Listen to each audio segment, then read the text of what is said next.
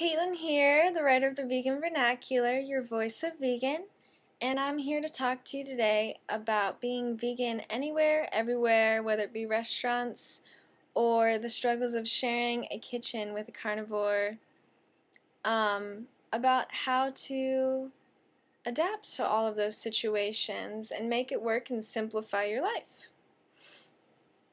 So, what I do when it comes to restaurants is simple. Bring my own everything.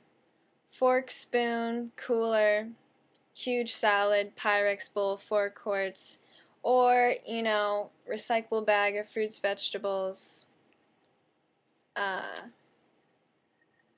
everywhere I go. And people say, that's a little meticulous, that's a little extreme, or that creates more effort.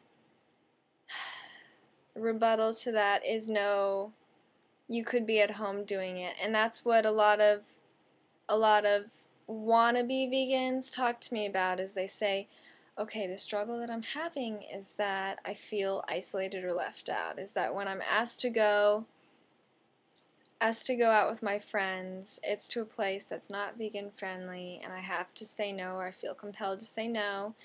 And you don't have to.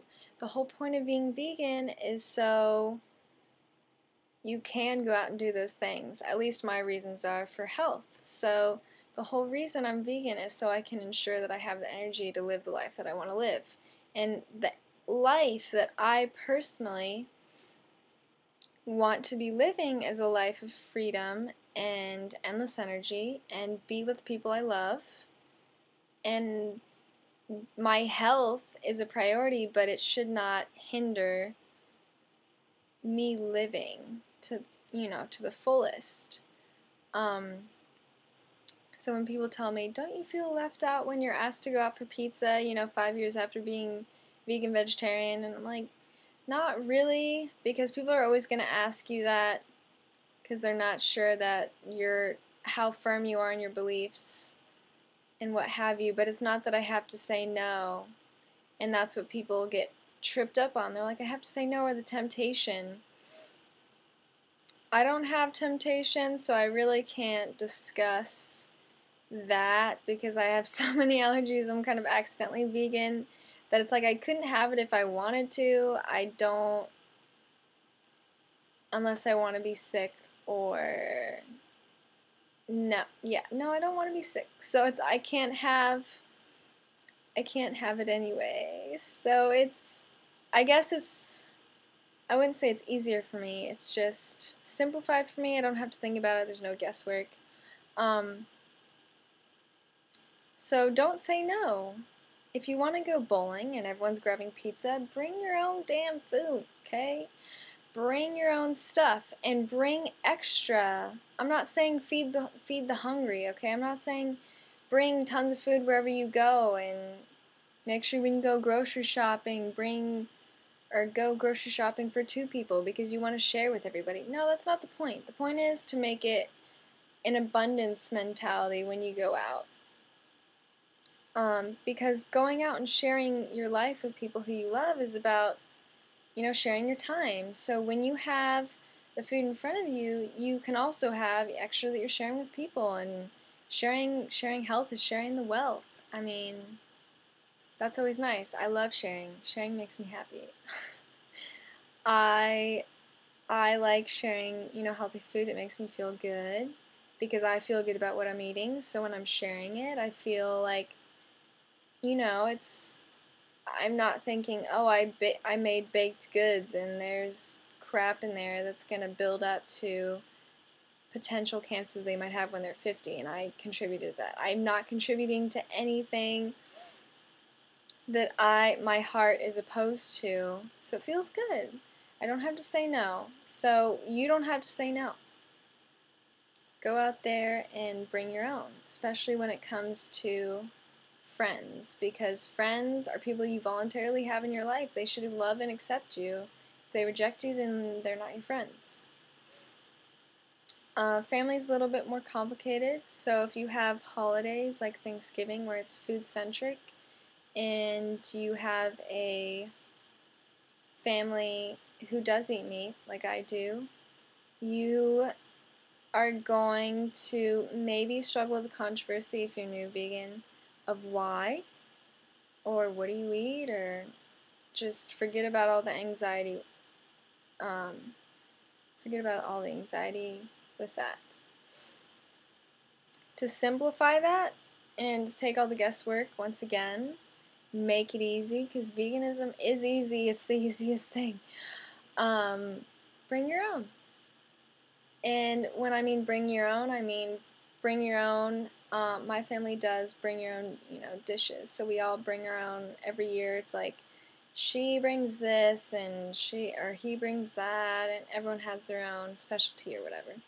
You're now the vegan, or I'm the vegan in my family. So bring your own dish or platter to share with everyone, and then bring your own meal to, if there's a little left over, or however much you want to bring to eat, then make sure you bring that. Always bring fruit. I'm not a huge dessert person. I think fruit's amazing enough. I could eat probably 3 pounds of raspberries in one sitting, so that's the most enjoyable, succulent food for me. So I'm not big on vegan desserts or anything. So if that's your thing, go for it. Bring that for your family. Whatever. It's about sharing the experience, sharing the joy, sharing the excitement about what you're doing, your life, your health. You finally can do everything you want to do. I mean, I feel that way with the energy that I have, that I can now share and everything, be everything I want to be, and I don't have to stop for a stomach ache anymore. So that's with family. And if they don't support what you're doing, I mean, I don't really outwardly talk about it. If someone suggests that I do something, I say, thank you for your input, but this is what I'm convicted in doing, and that's that. I mean, an opinion is an opinion, and everyone has them. End of story. You're going to hear an endless amount. So, just be respectful and courteous of everyone's opinions. Life is filled with diversity, and everyone's going to have something to say about everything you do. And love them the way you find them, especially family.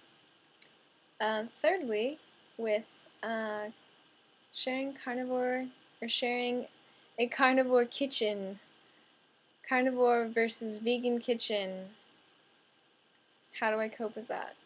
I live with a carnivore, and we've come up with a process that works best for me, because it's me pretty much that has to be different. I mean, carnivores are pretty socially acceptable, understood way of living. You just kind of throw everything in there in the refrigerator, don't think about it. Everything's used multi-purpose, whatever.